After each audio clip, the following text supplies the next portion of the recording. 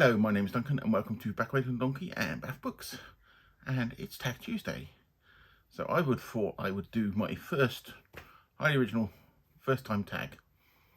And this is related to this week on Thursday is the 40th anniversary of the release of Return of the Jedi. And I'm doing some videos on Thursday about the books and literature around it.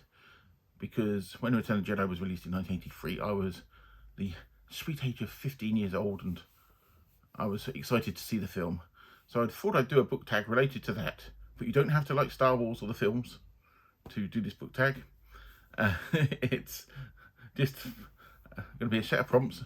I hope some people would like. I'll just try to think of some prompts related to the film that might pick out some quite interesting books. So yeah, so my first highly original tag, and it's the Return of the Jedi tag. Cue Darth Vader music, which I won't put there because it'll get claimed for copyright or something. So the first one of it is by the way, it's spoilers for Return of the Jedi. So if you've not seen the film and you don't want to be spoiled, they're coming up. Anyway, so the first question one, is the twins question. Okay, as we discover in the film that Luke and Leia are twins, and so a book or story with twins in. And my choice for this was, sorry, I'm just showing them books. I didn't organise myself well enough. Was the Speckled Band, one of Sherlock Holmes's books, stories, in the short stories. And I have this lovely Penguin edition here because it's got twins in it. And I'm just using it as an excuse to tell everybody that you should all be reading Sherlock Holmes. If not, there's something wrong with you. You should be reading Sherlock Holmes. And also to tell you that I've just discovered that Oxford World's Classics are releasing a 9-volume set of all the Sherlock Holmes works. And I'm quite a fan of the World's Classics books. So I will probably be getting those. That would be my hope.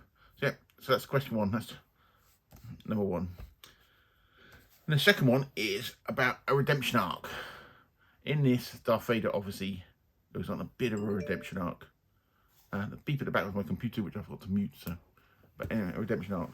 So there's redemption arcs everywhere. I'm picking actually Larry Underwood from Stephen King's The Stand.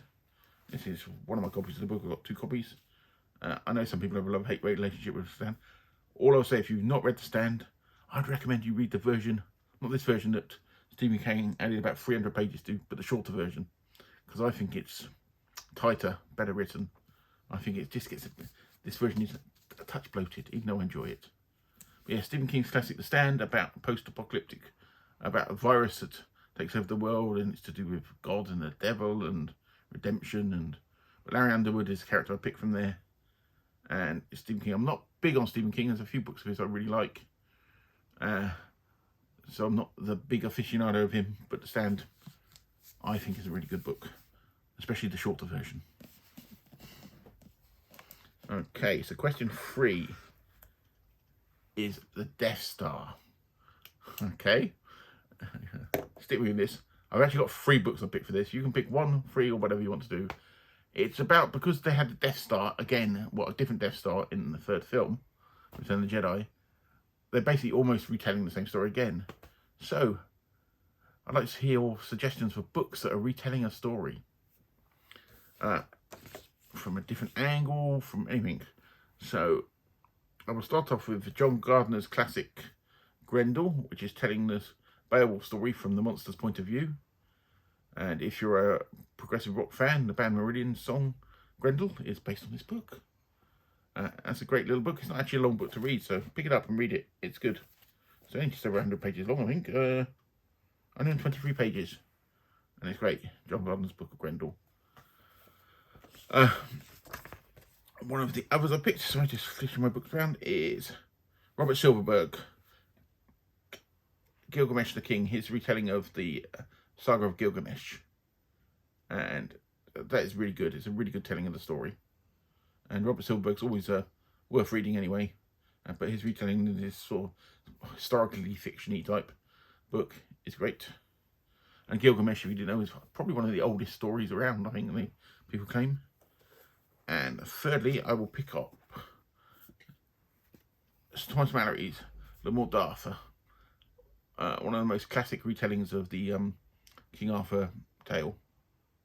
And this is my nice Oxford World Classics. I've just got to think that I actually prefer them a lot to the Penguin editions, but it's a good version, so buy that. Let's find my piece of paper here. Find out what the next question is. Even though I did the questions, I can't remember them all. We are on to Ewoks. Fluffy little Ewoks. Yes. I've actually got, I'll have to show you. I've actually got Warwick Davis, Wiki Ewok. I have a framed picture stamp with his signature in it. I'll take a picture of it and I'll put it up there for you. It's one of my prized possessions. But Ewoks, let's have a story with a furry companion or a furry creature. They can be main parts or not. And there was a few choices I had here. Alan Dean Foster's Spellsinger series, but I went for James Herbert's Fluke, which my copy of it is in a box somewhere, I think. So I'll put a picture up there of a cover. James Herbert, a British horror detective fiction ghost story writer. Got really big in the early 70s. He did his own publicity, he did his own covers, and I think at one point he was while he was alive, was still the biggest selling British author, I think. Anyway, his first books, The Fog and The Rats, they were quite gruesome. They were quite gruesome. The Rats, bizarrely, was made into a film called Deadly Eyes. And a fun fact for you is, in the film, as schlocky and weird as the film is, the rats were played by dachshunds. Okay, they dressed up dachshunds to be rats. And there's a scene in the film, if you get the chance to see it, it's worth seeing it, because the dachshunds are fantastic in it. These dachshunds dressed up as rats are mauling this man to death, and you can basically tell he's been licked to death by a bunch of dachshunds. But anyway, yeah, my James Herbert pick is Fluke. And Fluke is I think it's one of his best novels. I like this and I like Survivor. His less graphic stuff are my sort of favourites of his books. And Fluke is the story of a man who's been reincarnated into a dog. And you're doing it from the dog's perspective, and he almost flips between human thoughts to dog thoughts, and it's just a very well written book. So yeah, people should read Fluke by James Herbert. And then my final question is the finale.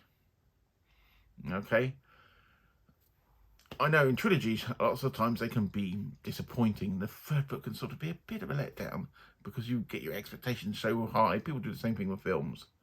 So pick a book from a trilogy that isn't a letdown. It didn't let you down when you read it. Or even if you've grown to love it afterwards. I think that'll count. And I have got Philip Jose Farmer's Daywell Breakup, which is the third of the Daywell books. And the Daywell books I will always push, and I've mentioned many times on my channel. And they are in this dystopian thing, in this world where people live 1 day out of 7 to save on resources and things. So literally they are put in suspended animation. They call it being stoned for the 6 days of the week, so they only live 1 day a week. And it's this guy who day jumps and lives between day and day, and it all gets rather complex, but it's very well. The first book is like almost like a detective book, and the second one is all conspiracy, as in going to the third one. But yeah, Philip Jose Farmer is always worth reading, and I really like these books, and I will keep forever pushing them. So yeah, that's it. That's my first ever tag. I was originally going to say I'm not tagging anybody, people can pick up ones, but I'm just going to put a bunch of YouTubers I know or follow and stuff down the bottom. And if you're tagged, I'd love if you do it, and if you don't, that's fine. But I'll do Al from Big Al Does YouTube, and I'll do Roy from Roy Reads Anything. I'll probably do Michael Vaughan, and I'll just do a bunch of you. Anybody who watches it. And if I've not included you, you can do it anyway, because it's just names I remember as I'm typing this in. So yeah, so thanks very much. And Thursday, if you want to see something about my collection of Star Trek literature from books and Star Wars. Oh, I said Star Trek. But yeah, my Star Wars literature from Retelling of the Jedi. I've got some books and some comics and stuff that I'm going to share. Probably going to do it over 2 to 3 videos. I'm planning at the moment. I'm planning to record it all tomorrow to come out Thursday.